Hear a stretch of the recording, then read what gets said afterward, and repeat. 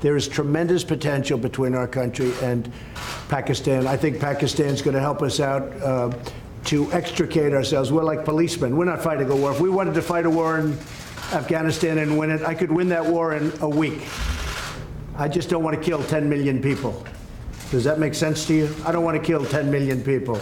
I have plans on Afghanistan that if I wanted to win that war, Afghanistan would be wiped off the face of the earth. It would be gone. It would be over in literally in 10 days. And I don't want to do that. I don't want to go that route. So we're working with Pakistan and others to extricate ourselves, nor do we want to be policemen, because basically we're policemen right now. And we're not supposed to be policemen. We've been there for 19 years in Afghanistan. It's ridiculous. And I think Pakistan helps us with that because we don't want to stay as policemen. But if we wanted to, we could win that war. I have a plan that would win that war in a very short period of time. You understand that better than anybody. We've been in there not fighting to win, just fighting to, they're building gas stations. They're rebuilding schools. The United States, we shouldn't be doing that. That's for them to do. But what we did and what our leadership got us into is ridiculous. But I think we'll have some very good answers on Afghanistan very quickly. Is there any exact date or time frame of U.S. troops withdrawal is under consideration at your administration? Are you talking about from Afghanistan? Yes. Yeah, we have already withdrawn quite a few. And we're doing it very slowly, very safely. And we're working with Pakistan and with, as you know, we're negotiating with the Taliban. And we are doing, I think, very well in that regard. Again, it's something that we could do. We could go one of two ways. We could do a number the likes of which they've never seen before and win it very quickly. I don't want to do that. I don't want to do that because you're talking about millions of people, and I don't want to do that. And we're working with Pakistan on getting a solution. And I think it's being worked very well. Wouldn't you say so? Will there still be troops there? Will there be troops there on Wednesday in Afghanistan? Well, I don't know. We're moving a lot of them out. And Do you want them to be we've done what we were supposed to do. We've been there for 19 years. And we've acted as policemen, not soldiers. And again, if we wanted to be soldiers, it would be over in 10 days. 1 week to 10 days if we wanted to.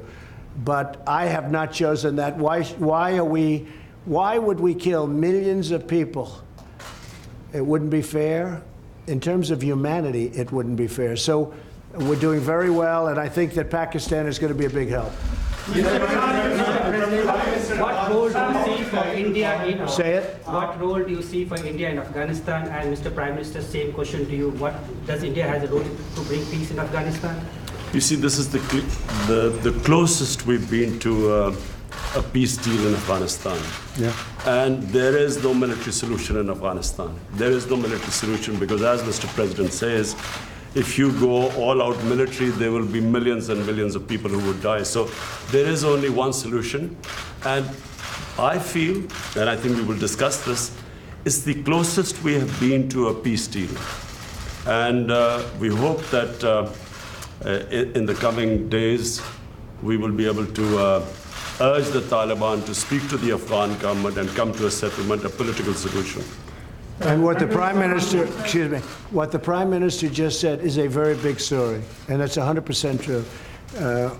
We've made a lot of progress over the last couple of weeks, and Pakistan has helped us with that progress. But a lot of great things are happening. A lot of things are happening for the United States, and I think a lot of great things are going to be happening for Pakistan too, under your leadership. I really feel that. Thank you. He raised the specter of nuking or demolishing or bombing to a considerable degree Afghanistan, wiping it off the face of the earth, he said. But he said he didn't want to do that because it would kill millions of people.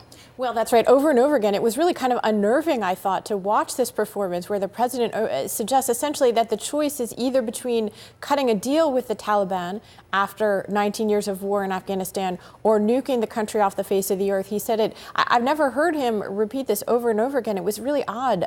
He said that very specific, 10 million people, we have bombs that can just, leave a crater the size of the moon. We've chosen not to do that. Now, of course, Pakistan, that's one of the reasons that they're having the meeting today in the Oval Office, is that the United States has essentially shifted course. President Trump made very clear today that he wants to get out of Afghanistan no matter what. And in many ways, that has significantly reduced the U.S. ability to get anything out of Pakistan. We cut off aid to Pakistan last year. That was in a very different moment for President Trump. He was talking tough last year. I didn't hear any tough talking in the Oval Office today. Quite the opposite, I thought, in his dealings with the Prime Minister, Imran Khan. Yeah, Abby, the mutual flattery was on, you know, going 100 miles per hour here. You heard that really from both sides.